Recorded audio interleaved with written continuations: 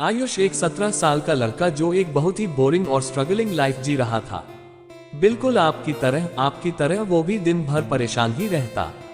कभी माँ डांटती तो कभी पापा चार बात सुना देते और बचे हुए खाली समय में वो बस टेंशन, तंगी और डिस्ट्रैक्शन के साथ आलसे का कंबल ओढ़कर लिपटा रहता। पढ़ाई में वो एक एवरेज स्टूडेंट था और उसका कुछ खास मन लगता भी नहीं था इसमें। वो हर काम में पीछे रह जाता। वो एक नंबर का आलसी लड़का था। एक काम भी वो ढंग से नहीं करता था, इसी वजह से हर काम में वो चार बात सुनता। उसे बेइज्जत होना पड़ता। कोई उसे पसंद नहीं करता था। सब उसकी नालायक और मूर्खों में गिनती करते, लेकिन असल में वो मूर्ख नहीं था। ऐसा बस लोगों को दिखता था, मगर उसका दिमाग बहुत तेज था और यही उसकी सबसे खास बात थी।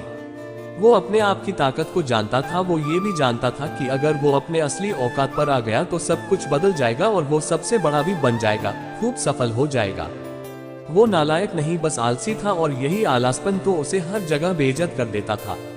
उसका मन स्थिर नहीं था और इसी रीजन की वजह से वो खुद ही बार बार लोगों के दरवाजे पर पहुंचता, किसी न किसी को फोन करता और किसी न किसी के पीछे पागल रहता, लेकिन बदले में कोई उसे दो पैसे का भी भाव नहीं देता। एक तरह से कह सकते हैं हर जगह से बेइज्जत हुआ बंदा था वो, लेकिन सबका सुनहरा और खूबसूरत दिन आता है। उसके भी खूबसूरत दिन बड़े जल्दी आने वाले थे। साल था 2019, जब उसी का एक रिश्तेदार जो कि उससे उम्र में 4 से 5 साल बड़ा था, वो उससे मिलता है। मुलाकात में दोनों की बातें होती हैं, मगर थोड़ा खुलने के बाद वो लड़का यानी आयुष अपने उस रिश्तेदार को अपनी सारी परेशानियों के बारे में बताता है। उसके उस रिश्तेदार को उस लड़के में एक चिंगारी जरूर दिखती है कि ये लड़का दम रखता है कुछ बड़ा करने का, मगर ये इतने सारे उलझनों में फंसा ही कुछ इस तरह है कि ये कभी कुछ सही नहीं कर पाता। इस वजह से लोग बस इसकी गलतियां देखते हैं, इसके पीछे की वजह और हालत नहीं। कहते हैं ना, हर रिश्तेदार बुरा नहीं होता, कुछ फरिश्ते भी होते हैं। उसने पहले उस लड़के की पूरी बात सुनी और फिर उससे बस एक ही सवाल पूछा, तुम चाहते क्या हो? इस पर उस लड़के ने कहा, मैं सब अच्छा करना चाहता हूँ, सफल होना चाहता हूँ, कम से कम गलतियाँ करना चाहता हूँ और हर चीज में आगे रहना चाहता हूँ। फिर उसके रिश्तेदार ने एकदम शांति से कहा, अच्छा मुझे एक बात बताओ, अगर तुम्हारे गोद में एक 2 साल का बच्चा थमा दिया जाए और उसे गोद में लिए ही तुम्हें आगे 1 किलोमीटर दूर एक मंदिर पर जाना है जहाँ तुम्हारे परिवार के लोग मौजूद हैं और पूजा की तैयारी में हैं, जो बस तुम्हारा ही इंतजार कर रहे हैं, तो मुझे बताओ क्या तुम्हें उस बच्चे के बोझ से चलने थोड़ी तकलीफ होगी या नहीं? उसने जवाब दिया, बिल्कुल होगी। इसके बाद उसने कहा, उस बच्चे ने अपने हाथ में 3-4 खिलौने लिए हैं जिनका वजन कुल मिलाकर कम से कम आधा 1 किलो तक होगा ही, तो क्या इससे समस्या थोड़ी और नहीं बढ़ेगी? उस लड़के ने कहा, बिल्कुल बढ़ेगी। इसके बाद उसने कहा, तुम नंगे पांव बिना ये जाने कि मंदिर 1 किलोमीटर आगे तो है, मगर किस दिशा में है यानी कहां से उसका रास्ता है ये तुम्हें मालूम ही नहीं, तो बताओ तब क्या हालत होगी तुम्हारी?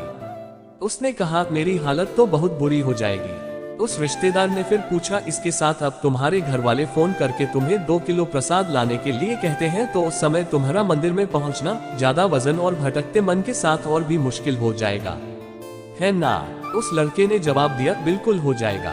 इन सब के बाद किसी तरह तुम आधे रास्ते तक पहुंच गए, तब अचानक तुम्हें याद आता है कि तुमने अपने घर का दरवाजा तो लॉक किया ही नहीं और घर में 50,000 कैश और कुछ गहने हैं। उस वक्त क्या करोगे?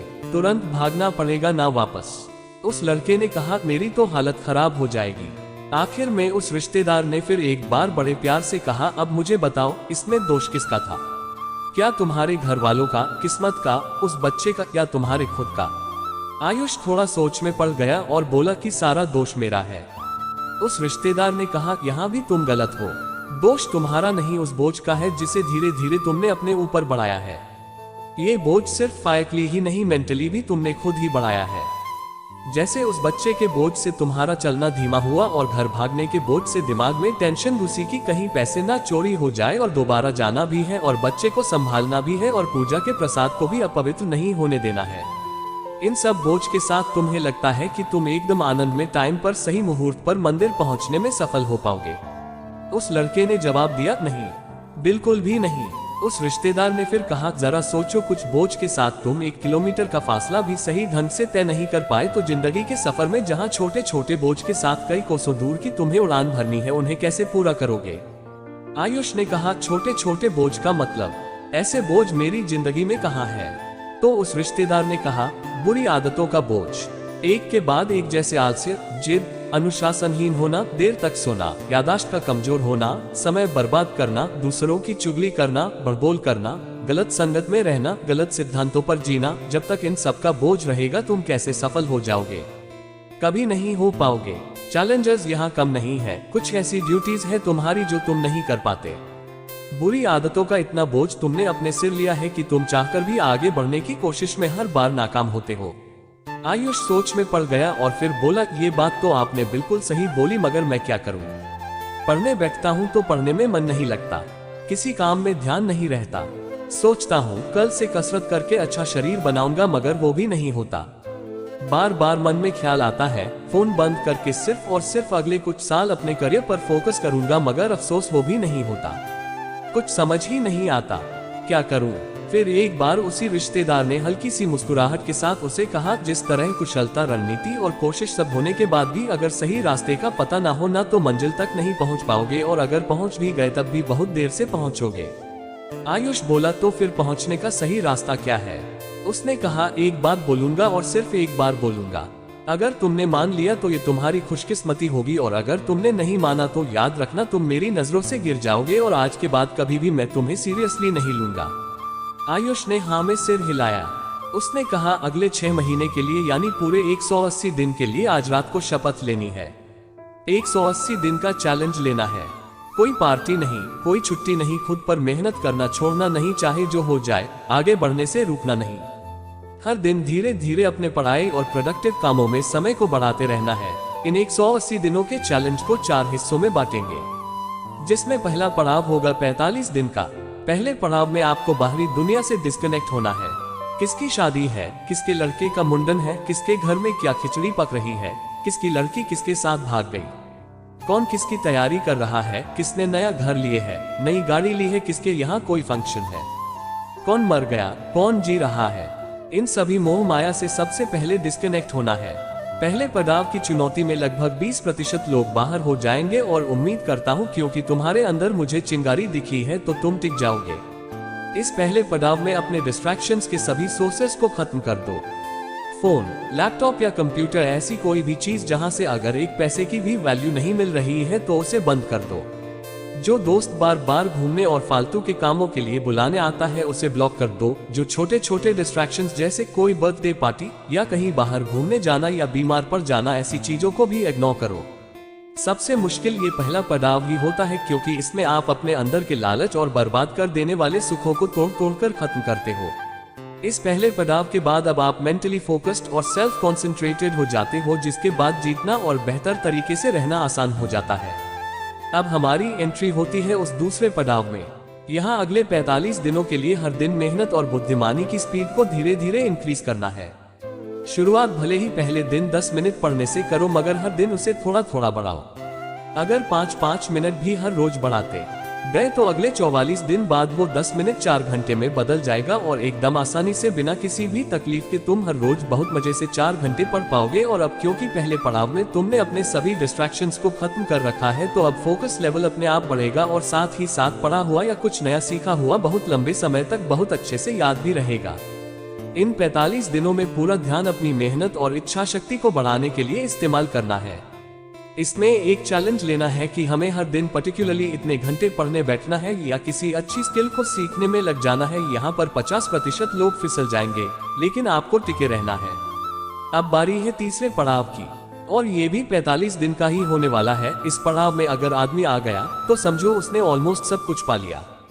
इस पड़ाव में स्टेट ऑफ नथिंग में जाना है, जहां अपने एथिक्स को, अपने लाइफस्टाइल को, जो आप पिछले 90 दिनों से करते आ रहे हो, उसे एक लेवल और ऊपर लेकर जाना है। इसमें असल में होता क्या है कि तुम्हारे शरीर को अब तक आदत लग चुकी है मेहनत करने की, डिसिप्लिन में रहने की, और पहले की तरह वो तमाम बुरी आदतें अब तुम्हारे में नहीं है। तो इस वक्त तुम्हारे पास एक मौका है, और वो है इन्हीं कोशिशों को एक लेवल और ऊपर लेकर जाने का। जैसे जो हार्डवर्क अब तक 4 घंटे का होता था उसे बढ़ाकर 6 घंटे कर देना है। पहले जहां पढ़ाई पंखे में होती थी, अब ऐसे स्टेट में जाना है कि जहां गर्मी से हालात खराब भी हो तब भी इसका तुम्हारे ऊपर ज्यादा फर्क नहीं पड़ना चाहिए। बिना किसी सुख सुविधा के, बिना किसी इंटरनेट या पर्सनल हेल्प के अब तुम्हें तुम्हारा काम करना आना चाहिए। इस पड़ाव में कुछ इस तरह बनना है जैसे तुम किसी के मोहताज नहीं, ना पैसों के, ना किसी सुख सुविधा के। सिर्फ और सिर्फ अपने दम पर हो और रहोगे। ऐसा इसलिए क्योंकि कई बार ऐसे भी समय आएंगे जब खराब परिस्थितियों में भी, फेलियर्स में भी अपने मेहनत में कोई कंजूसी नहीं करनी होगी, बल्कि मेहनत बरकरार रखनी होगी। ऐसे वक्त के लिए ये तीसरा पड़ाव आपको तैयार करता है। अब बारी आती है चौथे पड़ाव की, जिसमें 15 से 20% लोग ही जा पाते हैं, लेकिन यही वो लोग होते हैं जो बाकी के 80% लोगों के से होते हैं, उनके रोल मॉडल और लर्निंग एग्जाम्पल्स होते हैं। ये आखिरी पड़ाव है पूरे 180 डेज चैलेंज का। ये 45 का आखिरी पड़ाव होने के बाद आप 180 दिन का चैलेंज पूरा कर चुके होंगे। इसके बाद तुम एकदम बवाल बनने वाले हो। इस समय तक आते आते तुम अपने काम में एकदम परफेक्ट हो चुके हो। लाइफस्टाइल एकदम जबरदस्त हो चुकी है। किसी भी बुरी आदतों में नहीं फंसे हो। लोगों ने तुम्हारी तारीफें भी शुरू कर दी है। तुम्हें भी अब हर मोड़ पर सफलता मिलने लगी है, चाहे वो एग्जाम्स में हो, चाहे वो किसी और काम में हो, या चाहे वो किसी प्रोजेक्ट या जॉब फील्ड में ही हो। लेकिन अब वक्त है कुछ मैजिकल और स्ट्रिक्ट स्किल्स को सीखने का, जो पूरे 6 महीने के पीरियड की चमक को और ज्यादा बढ़ा देंगे। मैजिकल स्किल्स से मेरे कहने का मतलब है, जैसे तुम कम्युनिकेशन और प्रेजेंटेशन सीख सकते हो, तुम मार्शल आर्ट सीखकर अपने बॉडी को वेल शेप्ड और दिमाग के फोकस को और बढ़ा सकते हो। कोडिंग या आई में स्पेशलाइज्ड होकर तुम अपने फ्यूचर सिक्योरिटी के लिए कई और ऑप्शंस क्रिएट कर सकते हो। पहले के 3 पड़ाव के आते आते तुम दूसरों से बहुत आगे तो ऐसे ही आ चुके हो। और जिस तरह हम सांस लेना, खाना खाना और सोना नहीं भूलते, क्योंकि वो हमेशा हम एक ही समय पर करते हैं, अगर ना करे तो शरीर याद दिला देता है, ठीक उसी तरह 3 पड़ाव को कर लेने के बाद अब दिमाग और शरीर को उन्हीं चैलेंजेस और टास्क को करने की आदत लग जाती है। और इससे अच्छी बात और क्या हो सकती है कि अब मेहनत और काम करने में भी बहुत मजा आने लगेगा। दोस्तों, ये जो मैंने कहानी सुनाई उसका एक सस्पेंस अभी खोलूंगा। सबसे पहली बात की वो कहानी बिल्कुल सच्ची थी। आज वही लड़का आयुष रेलवेज में एक अच्छे पोस्ट पर काम कर रहा है। उसने 2019 के बैच में रेलवेज का एग्जाम निकाला था। मुझे इसकी एग्जैक्ट जानकारी तो नहीं, लेकिन लोगों से आज उसकी खूब तारीफें सुनने को मिलती है। वो लाख रुपए की सैलरी पर एक अच्छी जिंदगी जी रहा है। आप भी अगले 180 दिन का चैलेंज अपना लो, और चाहे जो हो जाए, सिर्फ और सिर्फ 180 दिनों की तकलीफ होगी, लेकिन इस 6 महीने की तकलीफ के बाद अगले 60 साल मौज करोगे।